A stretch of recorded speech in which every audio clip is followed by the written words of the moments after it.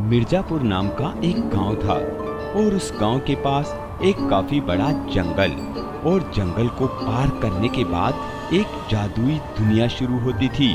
उस जादुई दुनिया में खूब सारी परियां, खूब सारे नाग और नागिन रहती थी। इस पूरी जादुई दुनिया को एक नागिन चलाती थी जिसके पास अपनी जादुई मणि थी। पर दूसरी तरफ एक नाग था जो इस जादुई दुनिया को लूटना चाहता था। वो इस जादुई दुनिया में आतंक फैलाता था और दूसरे नागों को मारकर उनकी शक्तियां हड़पने लगा था। जब नागिन को इस बात का पता लगा तो नागिन को खूब गुस्सा आया।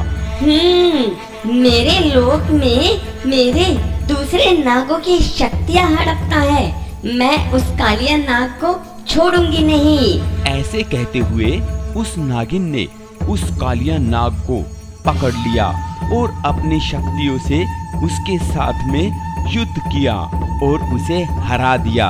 और साथ ही सभी नाग नागिन और परियों ने मिलकर उस कालिया नाग को जंगल से बाहर फेंक दिया और वहां के जादुई कवच को एक्टिवेट कर दिया।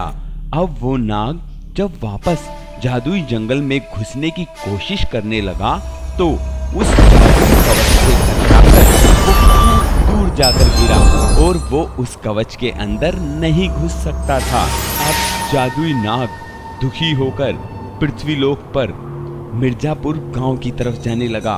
तभी उसे रास्ते में एक साधु मिले।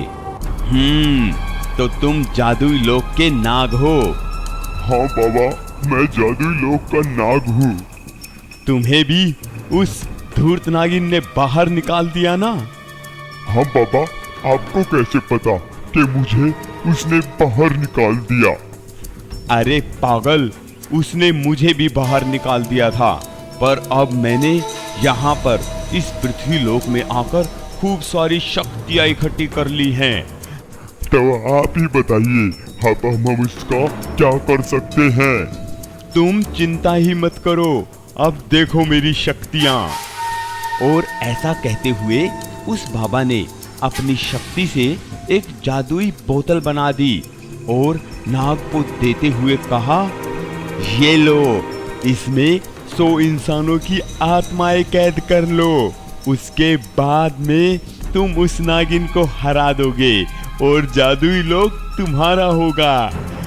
हाँ बाबा, मैं ऐसा ही करूँगा और इसके बाद में आप और मैं जादुई लोक पर राज करेंगे।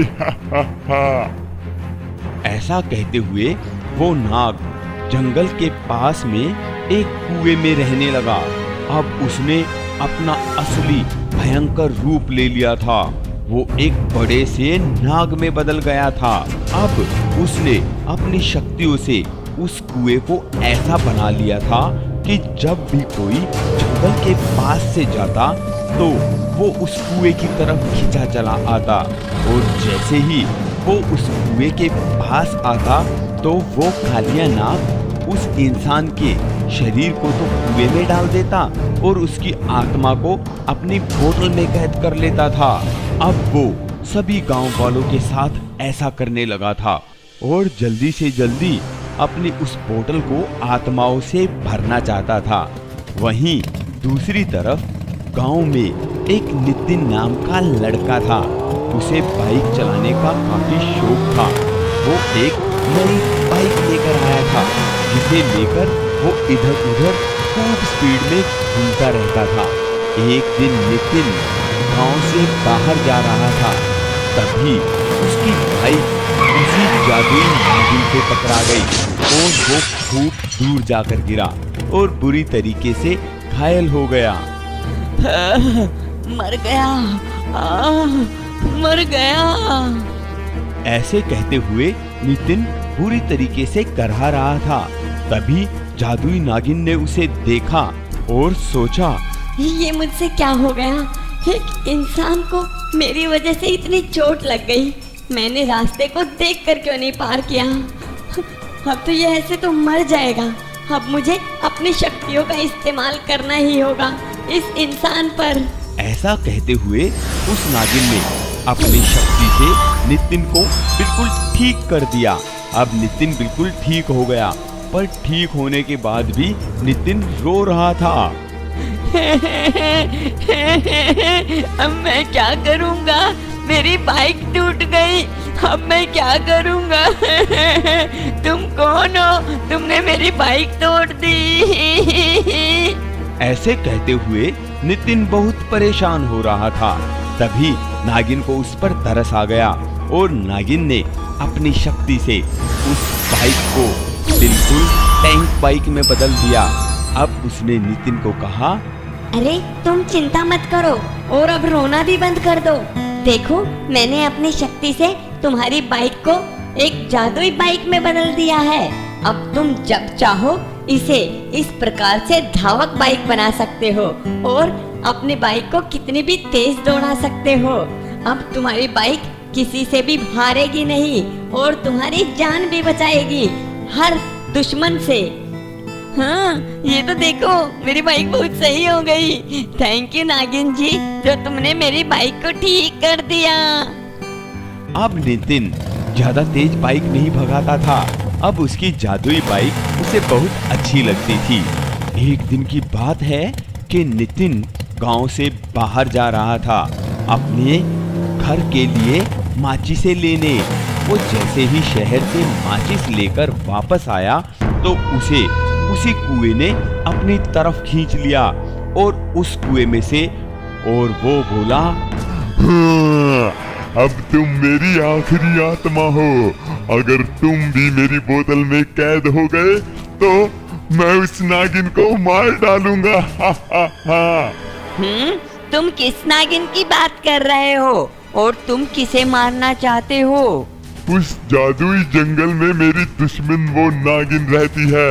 अब मैं तुम्हारी आत्मा अपनी बोतल में कैद करके उस नागिन को मार डालूंगा। हा हा हा।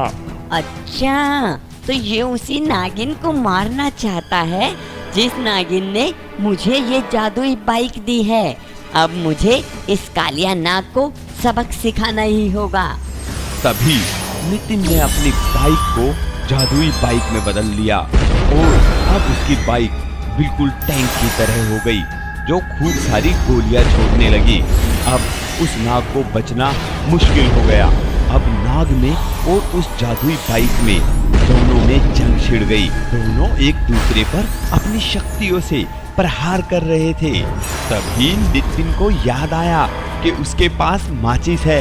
नितिन ने उस नागिन को याद करते हुए उस माचिस को एक बड़ी माचिस में बदल दिया और उस नाग के ऊपर फेंक दिया, और तभी बाइक ने उस माचिस पर आग लगा दी और अब नाग जलने लगा और जलकर नाग तभी वहीं पर मर गया। नाग के मरते ही उसकी बोतल भी फूट गई और उस बोतल की सारी आत्माएं वापस उन इंसानों के शरीरों में चली गई जिनसे उस नाग ने उन आत्माओं को निकाला था, और गांव के सारे आदमी जो नाग की वजह से उस कुएं में पड़े थे वो सारे उस कुएं से निकल गए और जिंदा हो गए।